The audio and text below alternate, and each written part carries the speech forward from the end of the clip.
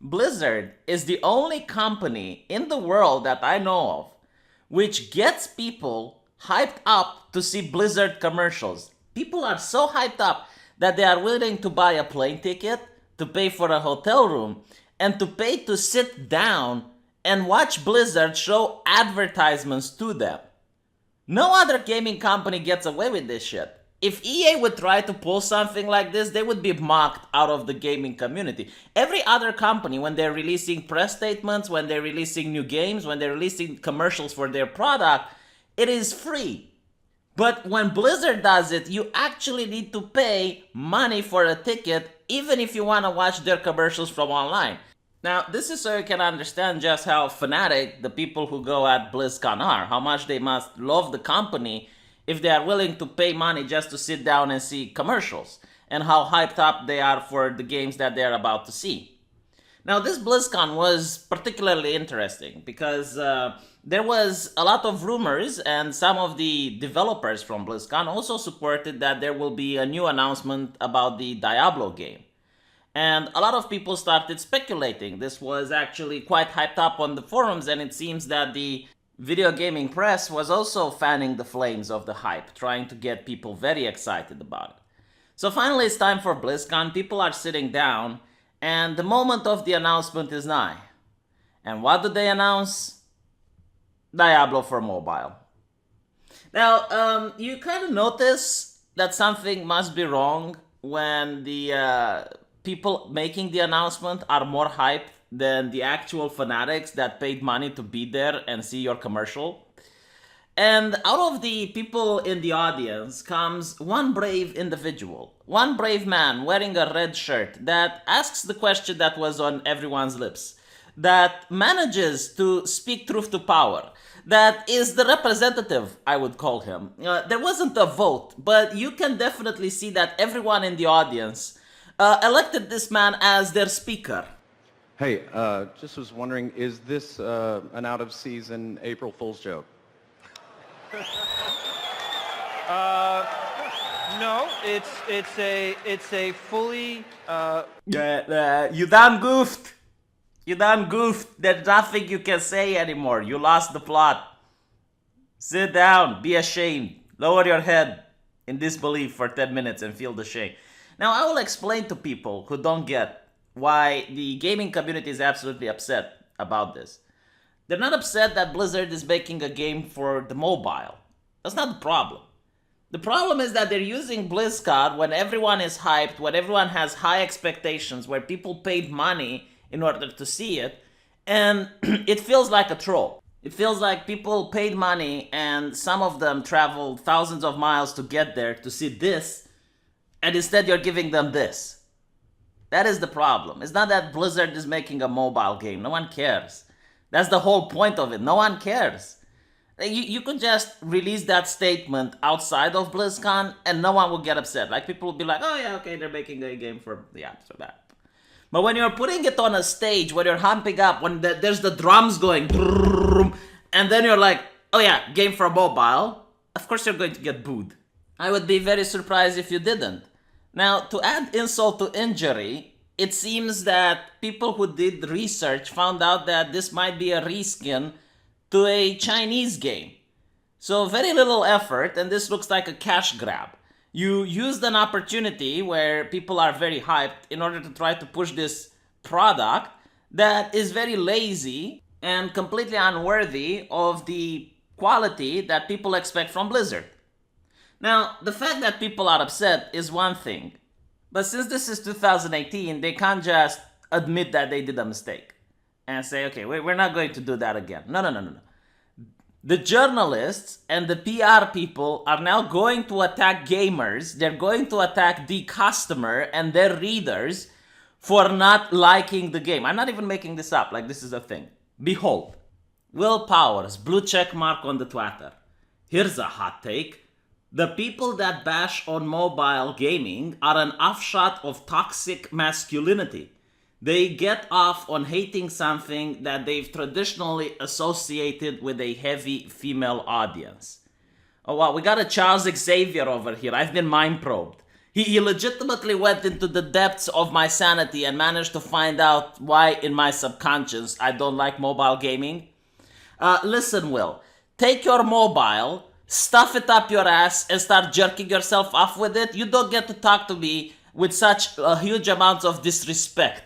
Alright? You don't know who I am, because I assume that this is directed to me since I despise mobile gaming. You don't know me. And if you're going to talk like an insufferable prick, I'm going to be an insufferable prick to you in return. That is not why I hate mobile gaming. It has absolutely nothing to do with why I hate mobile gaming. I don't care who else plays video games, by the way. The reason I hate it is that it usually is a cash grab. That is it. And it's subpar with other gaming platforms. If women want to play it, that's fine. I don't care. If kids want to play it, that's fine. If grannies want to play it, I don't give a shit. And if you think that I just don't like mobile games because I'm suffering from toxic masculinity, then yes, I am the most toxic male that you have ever seen. But you know what? The difference between you and me? That at least I'm a male. At least I have some masculinity in me. Because I'm a gentleman and I have manners, and I know it's rude to assume something about people and insult them even before talking to them. So yeah, like that is part of who I am. Moving forward, what a lot of people don't consider is that mobile hardware has finally caught up in specs to the software that's being developed. Mobile is very much a viable platform for resource-intensive games like Diablo. I mean, yeah, maybe if you're a rich fuck, like if you're some bourgeoisie white guy that has the time to lecture others on the Twitter and you can afford the latest version of iPhone, yeah, maybe I assume that the hardware would manage to catch up. But for most people that aren't as wealthy as you are and they can't afford the latest mobile in order to play the latest hot games from Blizzard, that might be a problem. So no, your argument fails. Slap yourself, be ashamed. Everyone that's complaining about the Diablo on mobile announcement, take a step back and realize how shitty you sound as a gatekeeper to the franchise. It is made for entertainment, Will. This is not food that we're keeping away from starving children. Alright? And not to mention, no matter how much I complain, even if I were to throw a tantrum, which I don't, by the way, I'm throwing a tantrum at the way you're behaving, not the game that they're making, people can still buy it. Like, you can still go out there and purchase 40 versions of it to offer your support. There is literally nothing stopping you from giving Blizzard's money. How am I gatekeeping? Are you actually saying that women want to play Diablo, but they're browsing the internet to see what men think about the game? And if they find a video from V who doesn't like it, women will be like, oh, well, I guess if he doesn't like it, I won't buy it. Is this literally your argument? Why don't you take a step back and answer this question? Why are you such a sociopath? Like, why do you feel the need to insult other people over trivial shit like video games and for mobiles nonetheless? At least please tell me that you're being paid by Blizzard to shill this, because otherwise, if you're doing it for free, I would lose the last amount of self-respect that I have for you. Putting Diablo on mobile is a super smart decision by Blizzard. Seeing the success they've had with Hearthstone on mobile, they know the potential of that audience. I usually read the newspapers and I constantly see people who talk about the traumatic event and they say, oh, this is the Me Too generation, the Me Too era. I will put it like this to you. This is the Command and Conquer on mobile era, okay? Now this personally scarred me to the bone when I saw EA announcing it. I was devastated by it. For me, it was traumatic, right? I know I'm different than other people. I'm a little bit weird that way. So after getting that trauma and the wounds are still fresh, Blizzard is doing it as well? Like, what? Are these game developers literally trying to kill me? Is this what's going on? They want to get rid of a critic so that I don't speak anymore? And because probably. Maybe that this is the case. I don't know. Like, I'm talking to Will Powers here who thinks that video games is like food. Everyone should get it. Like it's a travesty if someone doesn't get the video game on a mobile. And as such, I need to hype it up. I need to try to speak his language, I guess. But regardless of that, Hearthstone for mobile was just a by the way. Like the initial game, the initial hype was the Hearthstone game itself.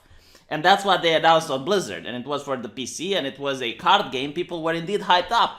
And then they said, oh, by the way, this is going to come from the iPhone. I think they even made the announcement after BlizzCon. Like, it was a by the way. And if they would have done that now with this game, no one would have cared. You wouldn't be here trying to defend a multi-million-dollar company, and I wouldn't be here laughing my ass off at you. Now, Will Powers was just the first gentleman that seemed to pop up. And this morning I woke up and I went on Twitter to see what the gaming journalists are talking about. And I think this would summarize it. Down here, salt is a way of life. Obviously, the environment down here is all salt. The ceiling's salt, the floor is salt, the walls are salt, and to an extent, the air is salt. And you breathe that in, and you can constantly taste the salt. This is from David Milner, editor of Game Informer Australia, award-winning journalist. How well did the developer handle it, though? I would have jumped the stage and started kicking people. You know what? I wish he would have.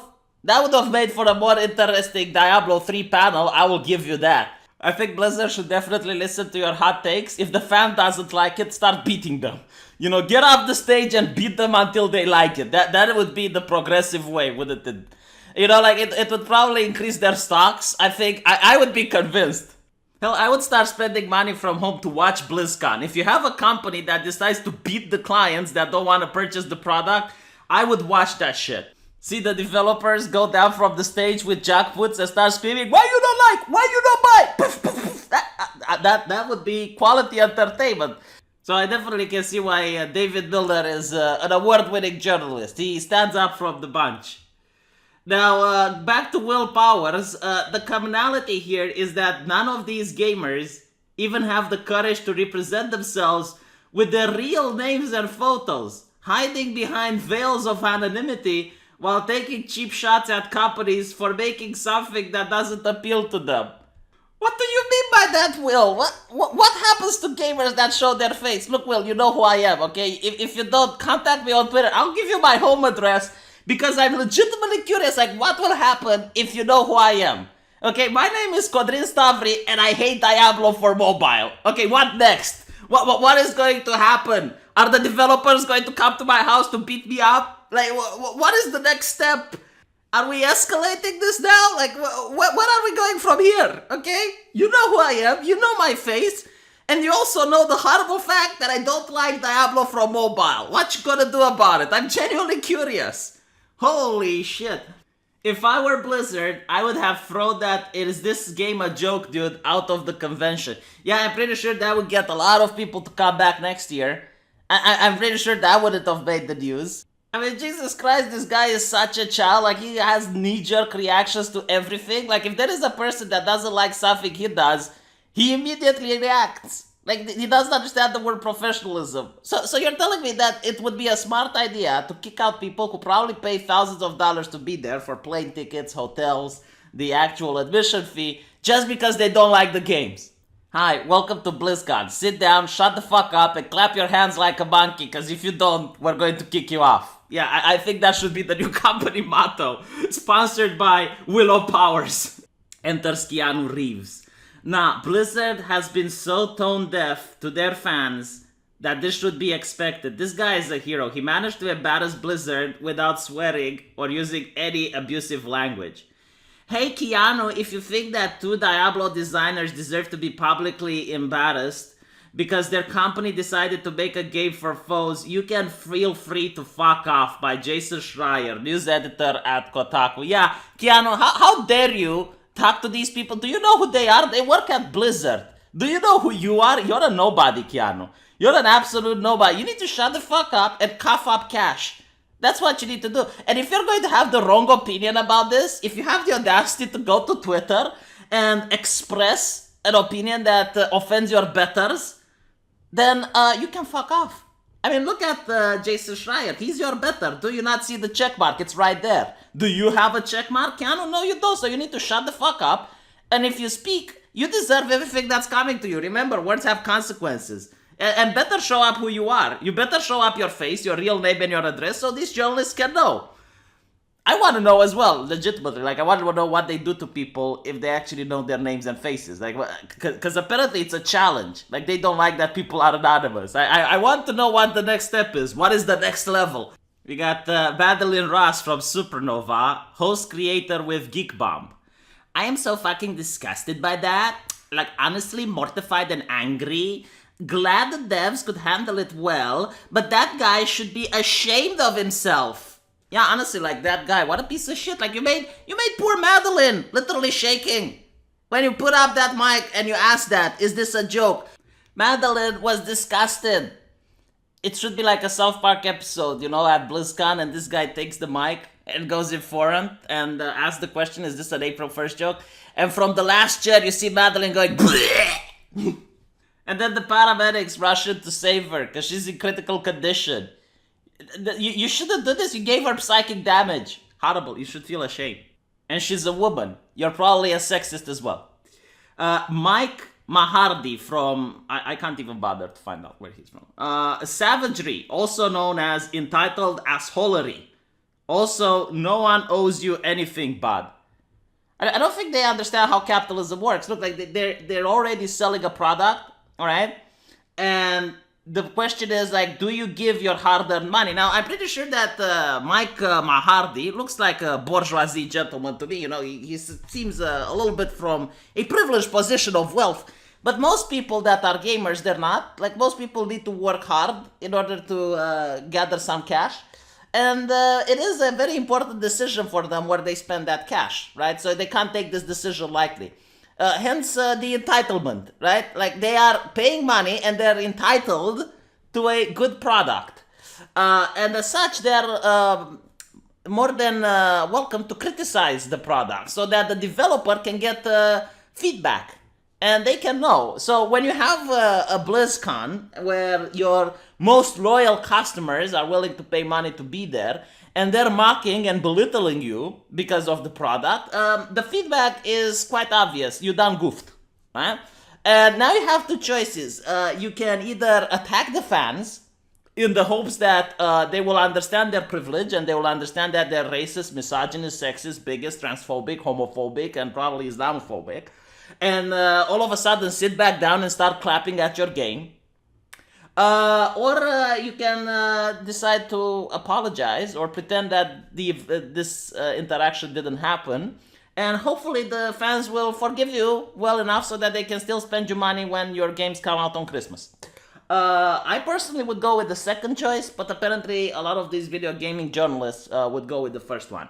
And if you're wondering why these objective video game journalists are playing damage control for a multi-million-dollar company, the answer is simple. Just look at their history. They're constantly getting wined and dined by these corporations. They get free plane tickets. They get to fly away to France, to other exotic places, and they get wined and dined on the company's dime.